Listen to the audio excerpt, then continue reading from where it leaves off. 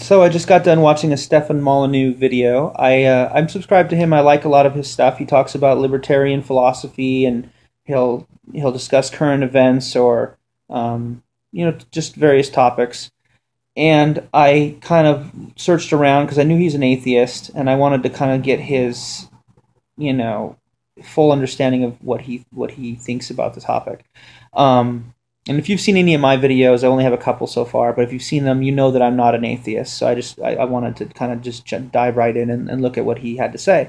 So he basically, in this video, and the video is entitled "Proofs for God Destroyed by a Philosophical Atheist." So I'll put links in the low bar. And my problem with it isn't so much how he defines God, but how he defines existence. He defines it in such a way that only material things can exist. So as long as you say that God isn't material, which is pretty much everyone, then you are immediately saying that God is the same as non-existence, and therefore God doesn't exist, obviously. The problem I have with it is I can think of a counterexample, but let me first read off his definition of existence. He says, when we talk about existence, we are talking about an objective material presence, matter or energy, or objectively measurable effects of that material presence, such as gravity. A complete absence of matter and or energy, or the associated effects, is the definition of non-existence.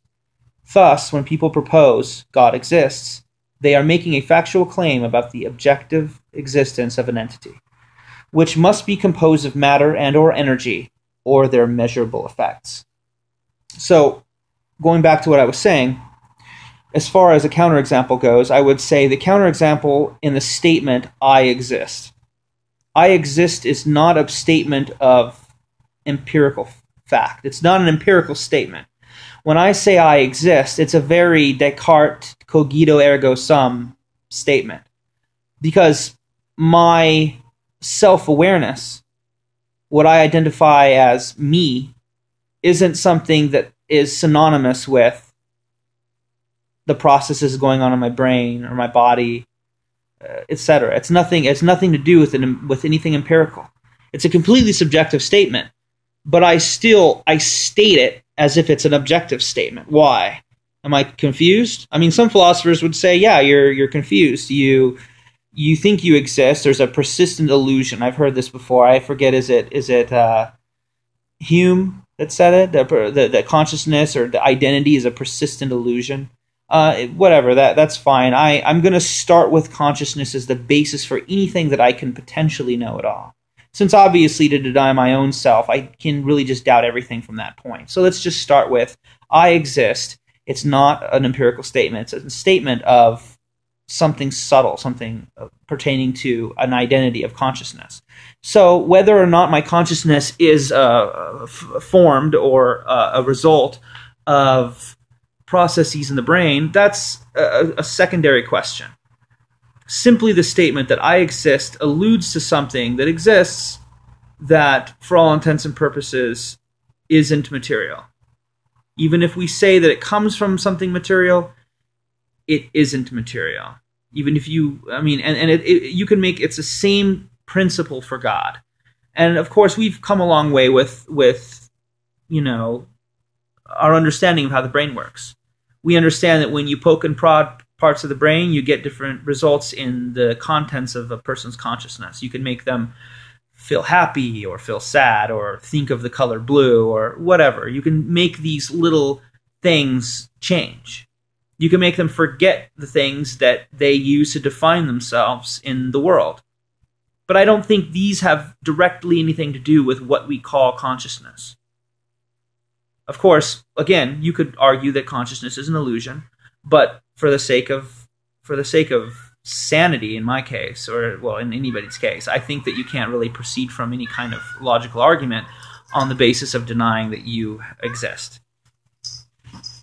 So, yeah, I mean, that's how I would start, and I would say that consciousness, even though the brain obviously controls the contents of it, in terms of there's a causation, I don't think you can definitely say for sure that there is.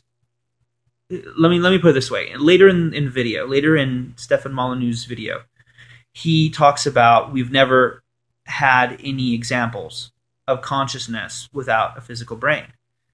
Yeah, that's fine. We don't have any examples of that because we don't have any examples directly of consciousness, period, of anyone else's. You're aware of your own self, and that's called consciousness, but you can only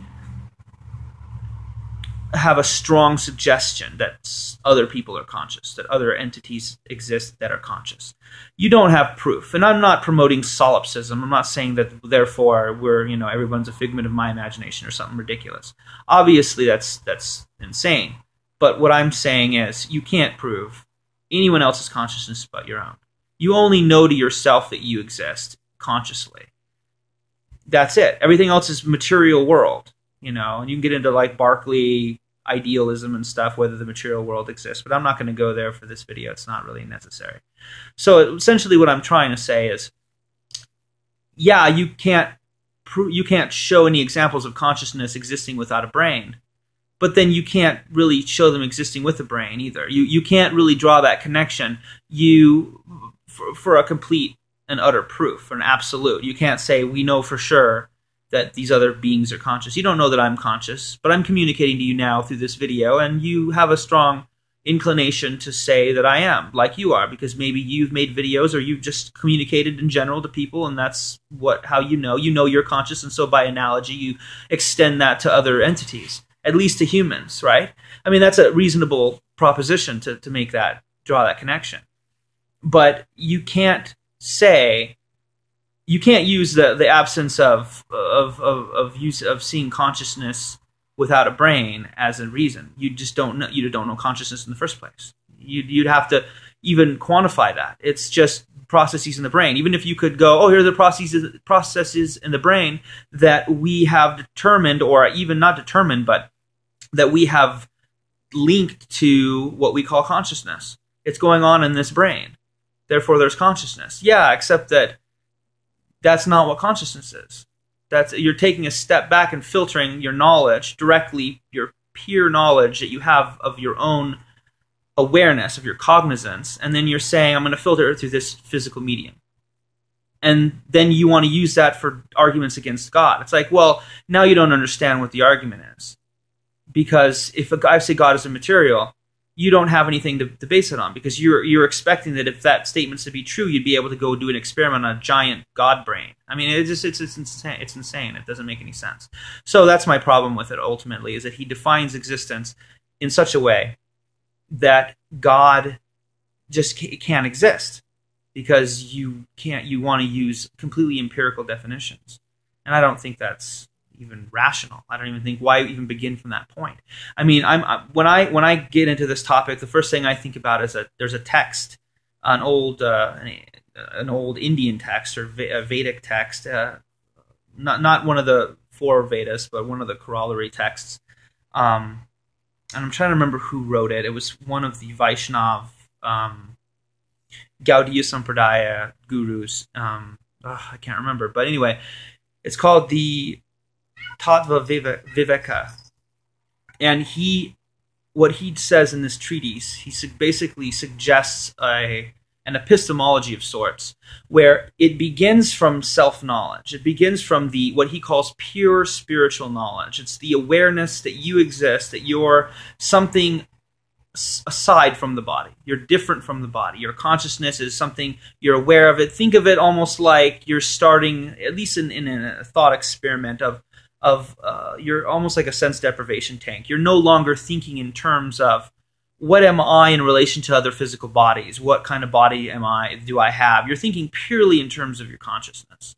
And from that point, you derive certain truths about your nature and the nature of what might be called the absolute, or, if in the more personal sense, God. And he derives all these conclusions, probably similar to what you would see in like the Meditations of Descartes. But he derives these sort of conclusions without having to rely on surveying the contents of the material world. He does this, and he also discusses what it means to derive conclusions. based on the contents of the material world. And he calls that mixed logic, mixed material logic. It's now you're filtering your pure knowledge of self and of God, essentially, ultimately. And you're filtering it through the world of the senses, which are servants of the mind or the intelligence or the soul, whatever.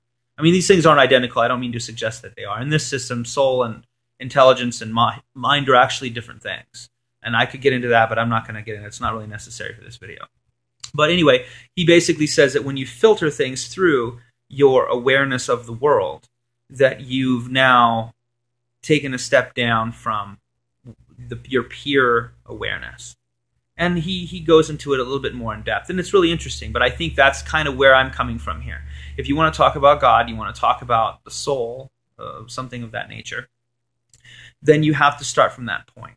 Otherwise, as soon as you start applying material rules to something that is clearly not in and of itself material, and it doesn't matter if you're a theist or an atheist, if you believe in something spiritual or not, you have to admit that consciousness in and of itself is not a spiritual thing, but you have to admit that it is not a material thing.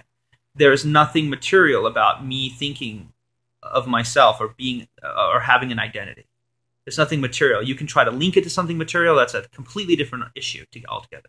So anyway, I just wanted to kind of put that out there, and yeah, that's pretty much what it is. I think he defines God and existence, particularly existence, in such a way that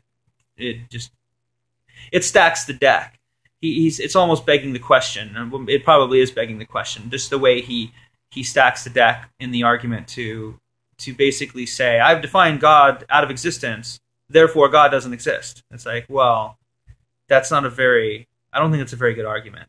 I like arguments. I'm fine with arguments where they try to use the traits of God or the characteristics of God, like omnipotence and omniscience. And he goes into that a bit. He goes into, you can't be both omniscient, or is it free will? He talks about you can't have free will and have omniscience, or you can't have omnipotence and omniscience. And I think those are interesting ones. And I didn't really make this video to talk about that so much. I guess I could go into it a bit. I'm trying to think exactly what his argument. I don't want to misrepresent his argument. But anyway, maybe I'll wait and do another video on that portion of it. But yeah, I just want to say, those things about how he defines existence. And that's going to be it for now. I will make another video soon, hopefully. All right, bye.